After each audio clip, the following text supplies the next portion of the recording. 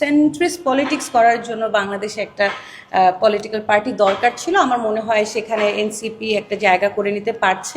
যদি রাগ থেকে বা ট্রোল হচ্ছে এই কারণে আমার সরে আসা যদি বলতেন, তাহলে তো আমাকে ট্রোল করা শুরু করেছে সেই ডাকসুর পর থেকে। আমি তো তখনই মানে তখন তো আরো বেশি ভেহিমেন্টলি ছিল, এখন তো অনেক কমে আসছে, তখন তো আরো খারাপ অবস্থা ছিল। আমি কোনো ভালো ভদ্র শিক্ষিত মানুষকে দেখি নাই এটাতে এন্টারটেইনড হতে।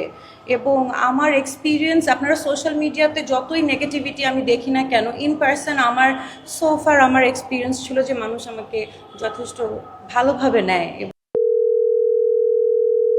সত্য, আমি সকালবেলা পদত্যাগ রেজিগনেশন লেটার দিয়েছি ভিসি স্যার বরাবর। আর হচ্ছে যেটা কোনো হঠাৎ করে না, যেটা আপনি কোয়েশ্চেন করলেন, আসলে আমি আরও 1-1.5 মাস আগে চিন্তা করেছিলাম যে ইট ইজ অ্যাবাউট টাইম যে আমি রিজাইন করি। কারণ 24-এর পরবর্তী সময় থেকে শুরু করে 26 পর্যন্ত আমার মনে হচ্ছে যে আমি 200-র বেশি সার্ভিস ও ফিচারে লেনদেনের সব বিকাশ অ্যাপে সম্ভব। একাডেমিক সাইডটাকে খুব একটা গুরুত্ব দেই নাই বা পড়ালেখা থেকে অনেকটুকু দূরে চলে আসছি। আমার লাস্ট 2 বছরে তেমন কোনো রিসার্চও আমি করার সময় পাইনি, ইচ্ছা থাকা সত্ত্বেও সময় হয়নি। কারণ আপনারা জানেন যে প্রক্টর অ্যান্ড দেন অ্যাসিস্ট্যান্ট প্রক্টরের দায়িত্বটা, and that too in Dhaka ইউনিভার্সিটিটা ইমেন্স, একটা ম্যাসিভ রোল। তো তো আমি এটা ডিসাইড করে ফেলেছিলাম অনেক আগেই।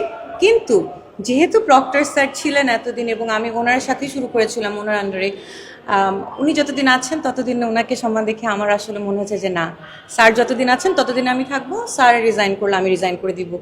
তো স্যার যেহেতু রিজাইন করেছেন, আমি ভাবলাম যে হ্যাঁ, আমি এবার রিজাইন করতে পারি এবং আমি আবার back to my department, back to my academic activities and then research and contribution. ইনশাল্লাহ সামনের দিকে আমি পড়ালেখায় ফোকাস করতে চাই, এটাই। এক্ষেত্রে কি ম্যাডাম কোনো রাজনৈতিক চাপ ছিল কিনা বা না, আমার উপরে কোনো রাজনৈতিক চাপ ছিল না। আমি তো বলেছি আমি অনেক আগ থেকেই চিন্তা করছিলাম যে ছেড়ে দিব। তো আমারও মনে হচ্ছিল যে আমিও কন্ট্রিবিউট আগের মতন করতে পারছি না, কারণ আমি চেষ্টা করছি একটু পড়ালেখার দিকে ঝুঁকতে, 2টা একসাথে করা, আবার সাথে I have a small baby, তো 3টা একসাথে করা আমার জন্য ডিফিকাল্ট হয়ে যাচ্ছিল।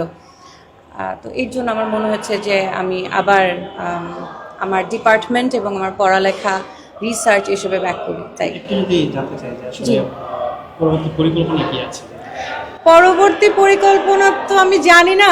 আপাতত আমি কোর্সেস নিচ্ছি, ক্লাস নিব, তারপরে কিছু রিসার্চ অ্যাক্টিভিটিস করা, মানে আমার মনে হচ্ছে কিছু রিসার্চ শুরু করা দরকার।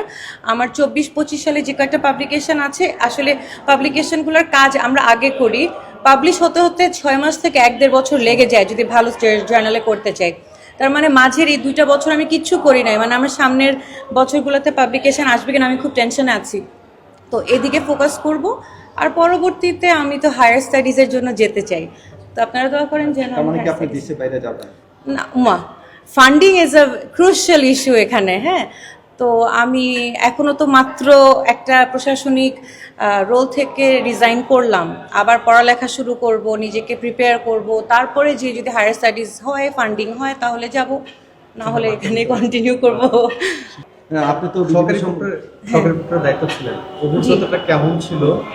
আর এই সময় আমরা দেখেছি প্রক্টর অফিস নানান সময় নানান কিছুতে ঘেরাও হয়েছে, হ্যাঁ, কতটুকু চাপ অনুভব করেছেন বা রাজনৈতিক কোনো কিছু?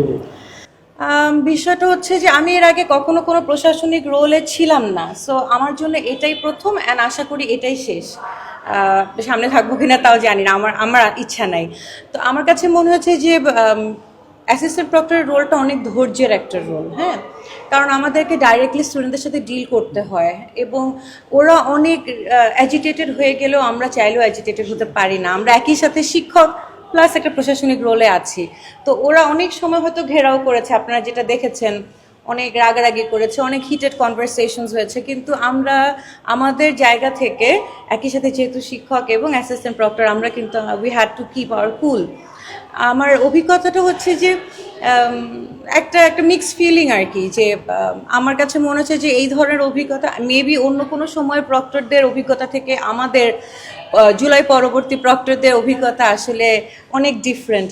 তো অগাস্ট 2024-এ যখন আমি এবং আমার টিম আমরা অ্যাসিস্ট্যান্ট প্রক্টরের রোলটা নেই, তখন ঢাকা ইউনিভার্সিটি উত্তাল, ডিপার্টমেন্টে রুমে রুমে তালা দেওয়া, মানে তখনকার সময় চিন্তা করলে আমার কাছে মনে হয় যে আমরা যে এতটা পথ পাড়ি দিয়ে এসেছি, অ্যান্ড ঢাকা ইউনিভার্সিটি সব কিছু আবার সুন্দর করে স্মুথলি রিজিউম করেছে কাজকর্ম, ক্লাসেস, এটার পিছনে I think proctor sir has an immense role, এবং আমরা প্রক্টোরিয়াল টিমে প্রত্যেকটা অ্যাসিস্ট্যান্ট প্রক্টরই আসলে চেষ্টা করেছি যে সে সাপোর্টটা দেওয়া ক্যাম্পাসের অ্যাডমিনিস্ট্রেশনকে। আপনি কি স্যাটিসফাইড? স্যাটিসফ্যাকশনের বিষয়টা হচ্ছে যে আমি তো এখন মানুষের তো ভুল ত্রুটি থাকবে, ফ্লজও থাকবে, আর এটা তো আমি প্রথমবার এরকম কোনো দায়িত্ব নিয়েছি, তো আমি তো নিজেকে আসলে এখানে ইভ্যালুয়েট করা যায় না, এখানে আমরা স্টুডেন্টরা আমাকে ইভ্যালুয়েট করবে যে আমি কতটা সফল ছিলাম, আমি কতটুকু করতে পেরেছি বা পারি নাই। বাট আমার চেষ্টার কমতি ছিল না, আমার ইন্টেনশনস সবসময় ভালো ছিল, আমি চেষ্টা করেছি সবাইকে যতটুকু সম্ভব সাহায্য করতে, বাকি তো only my students can speak for. Madam একটা প্রশ্ন করব, সেটা হচ্ছে যে বিভিন্ন সময় বলা হচ্ছিল যে আপনি জামাতের এজেন্ডা বাস্তবায়নের জন্য আসলে এই অ্যাসিস্ট্যান্ট প্রক্টরের দায়িত্বটা নিয়েছিলেন, এটা আসলে কতটুকু? এরকম কথা তো অনেক অনেক বিভিন্ন সময় না, ওই 24-এর পর থেকেই বলা শুরু হয়েছে, আজ অবধি বলে যাচ্ছে, যারা বলে তারা আসলে এগুলো কোনো এভিডেন্স নিয়ে তো কথা বলতে পারে না।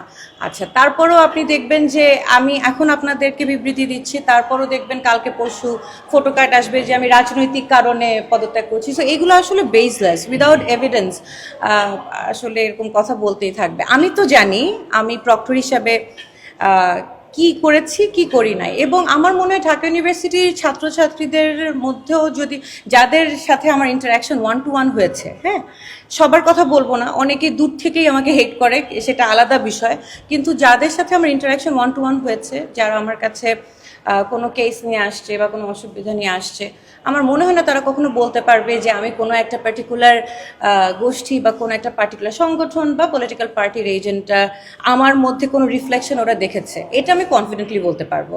আমি যে এত কিছু নেগেটিভিটির মধ্যেও খুব কনফিডেন্টলি চলাফেরা করি, বাট আমি গায়ে লাগাই না, তারা one of the reasons is that আমি জানি যে আমার স্টুডেন্টরা মোরাললেস জানে যে শেরিন ম্যাডাম কি, এবং শেরিন ম্যাডাম আসলে ওনার ইন্টেনশনস পিওর। সো আমার আসলে সোশ্যাল মিডিয়াতে কি ঘোরাঘুরি করে এটাতে আমার আসলে আমি খুব একটা ইম্প্যাক্টেড হই না।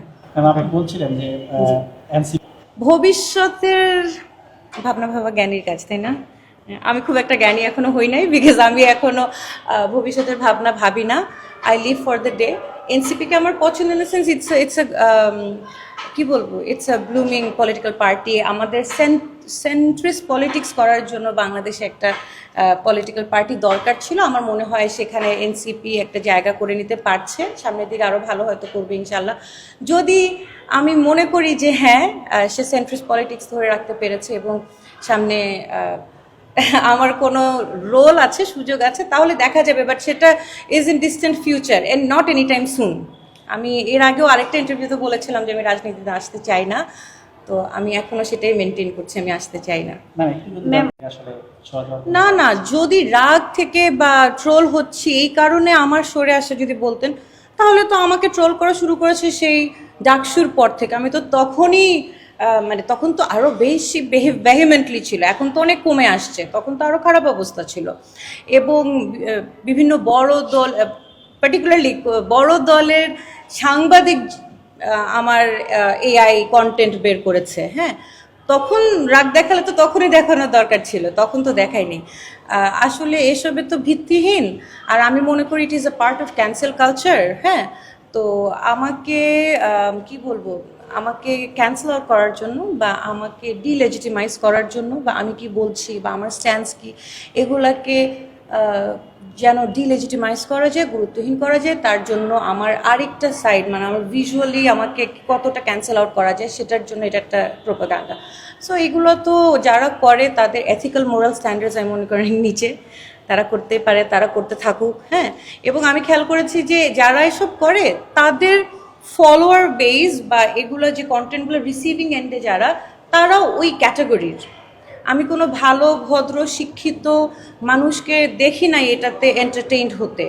এবং আমার এক্সপিরিয়েন্স, আপনারা সোশ্যাল মিডিয়াতে যতই নেগেটিভিটি আমি দেখি না কেন, ইন পার্সন আমার সোফার আমার এক্সপিরিয়েন্স ছিল যে মানুষ আমাকে যথেষ্ট ভালোভাবে নেয় এবং ভালোভাবে কথা বলে এবং এগিয়ে এসে কথা বলে। তো সেই দিক থেকে আমি মনে করি যে সোশ্যাল মিডিয়াতে যে ধরনের প্রোপাগ্যান্ডা বা যে ধরনের হ্যারাসমেন্ট আমার এগেনস্টে হয় সেটা আসলে ওই যে আমাকে যেটা বললাম একটা ক্যান্সেল কালচারের ভিকটিম আমাকে করা হয়েছে।